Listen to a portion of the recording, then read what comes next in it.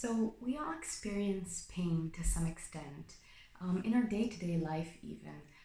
But for some people and in some cases, pain can occur more frequently and more regularly, and it might have a real severe effect on our day-to-day. It can prevent us from meeting people, it can prevent us from being able to perform some kind of activities, and even sometimes from really communicating outside what we're feeling. In the past, for me, decade really, I've been working with myself and with other therapists to help me live and heal with my own emotional and physical pain. And I want to share with you today 5 really important things to remember and to do while healing your own pain. So here it goes. The first one is recognize and acknowledge your pain. When you just start a journey like this, it could be really, really intensive. The things that you feel physically and emotionally could be really overwhelming. And we really want to be able to maintain our day-to-day, but we can't. And we sometimes have this kind of notion of, if I ignore it or if I try to persist, I will eventually succeed to have a normal life. But it doesn't really work like this. When we don't allow our pain and we don't see our pain, we don't heal it, we suppress it. And not only that it doesn't change, but it very often becomes worse. So recognizing and allowing your pain is, just noticing it is the first step, and it's the most important key to processing and healing your pain.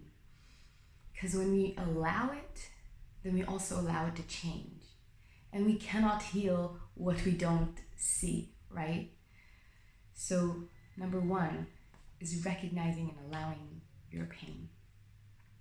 Number 2, let me just remember.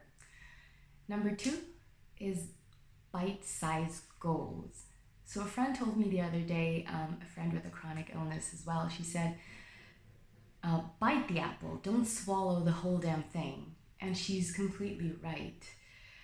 When we set a goal that is too far away from us, we cannot really see the success that we have in the process. And this success is the fuel that helps us continue and work and heal ourselves. And when we look too far to the future, this kind of engine that keeps us driving can dry out really, really fast. So this part has 2 stages to it.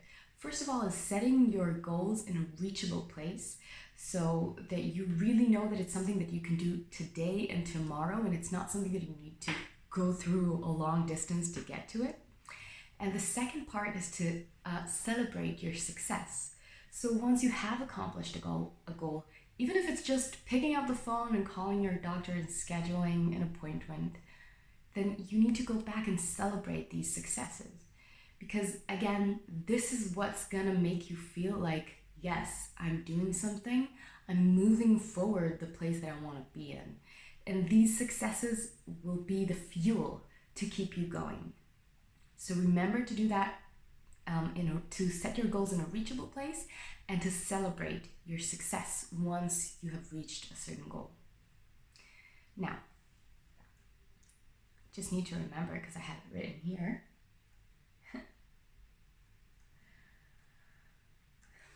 the third thing to remember and the tool to use when healing your pain is to build your toolbox, to recognize your strength.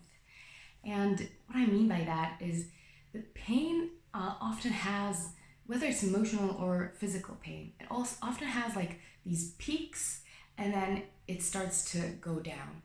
And in those peaks, the way we react when those peaks arise or when we're on the way to peaking, that can have a lot of influence on the amount of time that we take to recover from it.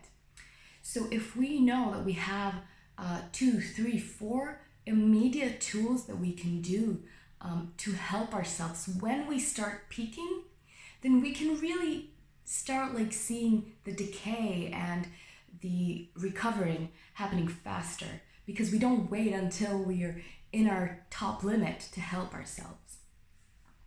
So whether it's emotional or physical pain, your toolbox has to be something that is intuitive and fast for you. So for example, when I have severe emotional pain, I love to just like place my hand on my chest and give myself some healing, or even hug myself and have this repetitive positive talk in my mind, telling myself that I'm okay, that I'm safe, and reassuring my feelings. And if I'm in physical pain, I would also do some energetic healing, but maybe I would also choose to massage the place that I am feeling pain in.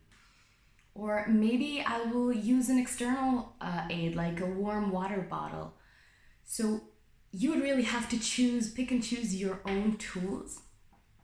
But the thing to remember here is that, first of all, this tool is your first aid kit.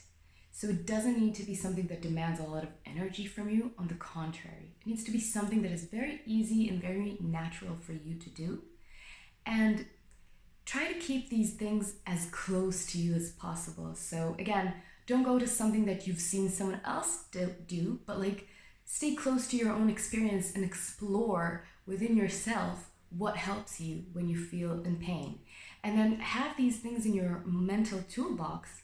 And remember, whenever you start feeling this peak, get those tools from the beginning and heal your emotional, heal your physical body, and give it attention. Give it the attention that it needs right in the beginning so that you don't get into the extreme. Now, the fourth thing to remember is to know your triggers. To know your triggers, to be able to expect your pain. And this is a really important thing, you guys, because one of the main issues when you have severe pain, whether it's emotional or physical, is the lack of control that you feel. This kind of, like I said, there are these peaks, and these peaks might make you feel like you cannot control your body, or you cannot control your day-to-day. You cannot commit to doing things because you don't know when it's going to arise. And it might cause us to isolate ourselves and to just dismiss ourselves from doing many, many things that can really help us feel better, just because we cannot really know when we're gonna feel bad, and we don't want to be in a situation where we feel bad but we're forced to do something anyway, or we have to cancel on somebody. That's also not a pleasant situation. So the thing that really helped me with this is to really map out my pain throughout the day, throughout the week, and throughout the month, and really look at the triggers that cause this pain to arise or that amplify this pain. And remember, emotional, physical, it really doesn't matter here. What matters is your own inner patterns and the waves that you live on. And I would look on my week, on my day, on my month, and I would really try to ask myself, when, what, why, where? When, what, why, where does my pain arise? And I would write that down and have these notes of, okay, every day at 4 I start feeling really weak. In the morning I get nauseous. Whenever I meet this person, the situation, the interaction with him makes me feel anxiety. Whenever I lift heavy things, my body gets stressed and I get migraines. So knowing these triggers can help you better prepare yourself, and it can help you prepare your surroundings and also schedule your itinerary in a way that works with what you already have and not against it.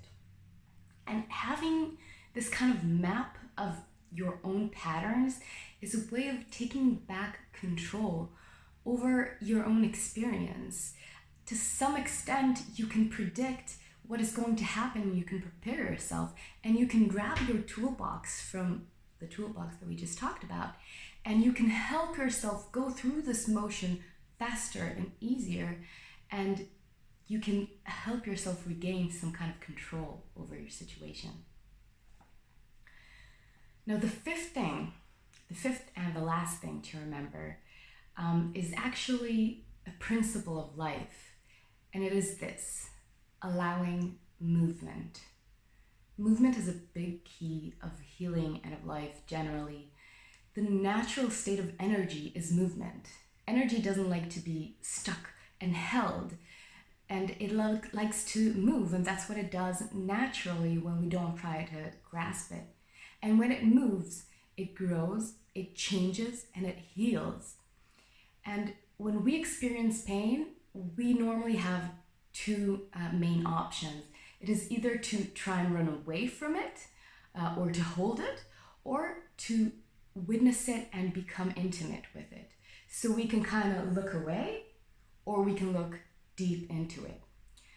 And when we look deep into it, we essentially become the space that allows this movement to happen. When we look away from it, we kind of tell it, no, I don't want to see you, I don't want you to exist, please stop. And we sometimes even shrink and hold our body tight and kind of like saying, I don't want to feel this. But you already are feeling this, and this already is a part of your experience. And when you look straight away into it, you not only take away some of its frightening power, but you learn to become intimate with it, and you learn to help the process of healing. So to support the process of healing, to become a co-creator with your energy instead of trying to look away from it and be shut away from it because it hurts. I know it hurts. I know it's difficult. I'm not here to say that it's easy.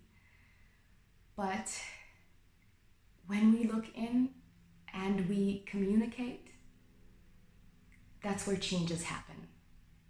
So that is really something that I would recommend, to allow this movement inside you and to witness it. So that was it for now.